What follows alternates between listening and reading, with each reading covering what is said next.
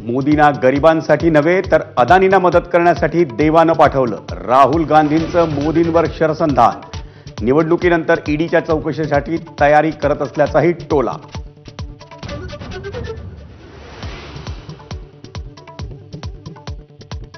गांधी परिवारालाही संकटात मदत करत आलोय. तब्येत बिघडल्यावर सोनियांसाठी विशेष विमान पाठवलं. एबीपी नेटवर्कला दिलेल्या मुलाखतीत मोदींचं वक्तव्य.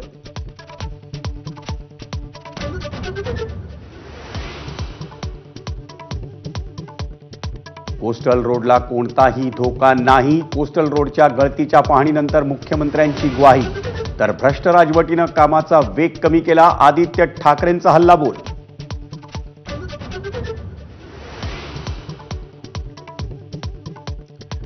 निरंजन डावखरेंची पदवीधर विधान परिषदेची जागा भाजपच लढणार. आशिष शेलारांचा दावा.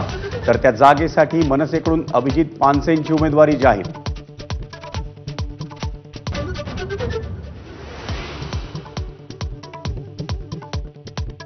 मुंबई शिक्षक मतदारसंघातून राष्ट्रवादीकडून शिवाजीराव नलावडेंना उमेदवारी. राष्ट्रवादीच्या निर्णयानं महायुतीत वादाची ठिणगी पडण्याची शक्यता.